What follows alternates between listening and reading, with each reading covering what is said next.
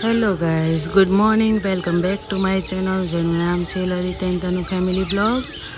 તો આજની સવાર થઈ છે અમારા માટે 6:15 વાગે.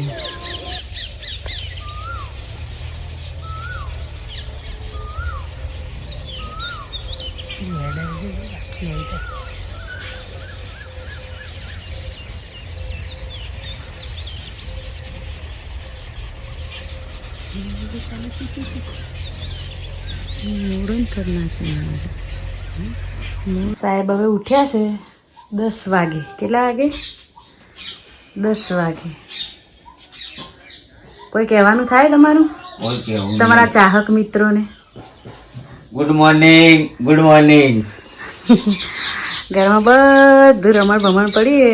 અંશુભાઈ ખાલી અમારા પિન્શુભાઈ ને અંશુભાઈ સ્કૂલ ગયા છે અને એમને એક વારની રસોઈ અમારી થઈ ગઈ છે. જુઓ, બાર ટબ ભરીને કપડાં. કાલ તો બબ્બીને ત્રણ જોડી લોકોએ બદલ્યા. રવિવાર હતો એટલે રમ્યા અને અમુક તૈયાર થઈને ફરવા ગયા. જો એ ટબ ભરીને પડ્યું છે. અને અહીંયા આ તો બધું મેં ધોયું છે કેમ કે આ વઘાર ઉડીને બધું ગંધાતું કીધું. કિચન બધું હાબુ અને પાવડરથી ધોયું છે. બટાકાનું શાક અને રોટલી બનીને તૈયાર છે.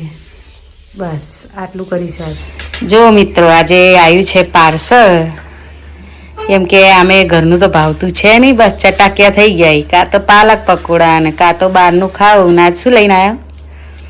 છોલે પૂરી, બટાકા પૂરી.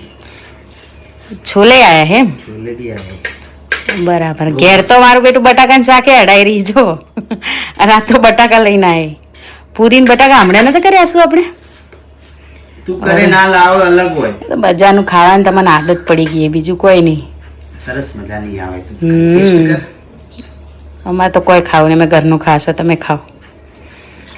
હા, હારું હેડો. ડુંગળી બી આવે. ડુંગળી બનાવીને ખો.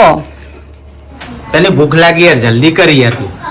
આજો આ જલ્દીમાં રોટલી પેલી થઈ ગઈ પાછી. શું બનાવ્યું આજ? મગની દાળ, રોટલી ને ભાત. તમે કાલ ભાત કરતા હતા ને? ભાત કરે. ઉતાવળ તમારો ઉતાવળ હોય, થાતું એમ થાય કોઈ.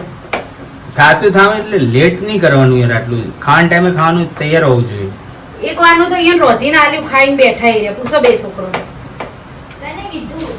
તમે ખાધું નહીં? જુઠ્ઠા. બે જણા ખાઈને બેઠા, આપણે જ બાકી. શું બનાવ્યું? મગની દાળ. મગની દાળ થઈ ગયા. ભાત જ તમારા માટે થોડા મિલે. એ તો ખાઈ બેઠા બે ભાઈ. બાબુ તમે શું ખાધું છે? અમે પેલું બટાકાનું શાક ખાધું. એ તો બપોર લાવી તું ને. બાબુ તે શું ખાધું? બટાકાનું શાક બપોર વાળું. દાળ બનેલી નથી? એવા દેજી યાર, કોઈ નથી વાળી. તમે યાર એ જુઠ્ઠા, તું તો જન્મનો જુઠ્ઠો શીખે છે. આટલો જુઠ્ઠો હે એવું. આ જો કુકર ખોલ્યું ને બબલો એમને ખાવા બેહી ગયો હે. તો જલ્દી કરો ફટાફટ. આ ખાઈ હેડો. આ જુઓ આ ગબડ ગોટા એને વાળ્યા હતા. આ અહીંયા નીચે દેખાય? અહીંયા ગબડ ગોટા કરતો હતો. આ બે ભાગ પાડીને લખવાનું હતું, એની જગ્યાએ અહીંયા કર્યું. અને આ બે પાછળ લખવાનું હતું તો એને લીટી પાડી, પણ કોઈને કીધું ના. પછી આવા ગબડ ગોટા કરીને જવા દીધું. એટલે મેં પત્તું ફાડીને નવેસરથી લખવા આલ્યું. એટલે જુઓ રિહાઈને બેઠા ખાટલા નીચે. કેટલા વાગ્યા? રાતના 10 વાગે. સાહેબ ખાવા ઉઠ્યા નહીં, જો વાહણ મારે પડ્યા. પછી ઘર કોના ફોન આયા કરે. હા, તો કોનો ફોન ચાલુ? તો ખાવાનું નહીં તમારે? નહીં ખાવાનું? શું નાસ્તો કરીને આવ્યો? બસ એ ધંધો કરો. બપોર તો ખાધું તું બહારનું, આખો દાડો બહારનું. વાળા હેડો ખાવાનું કે નહીં ખાવાનું? હા.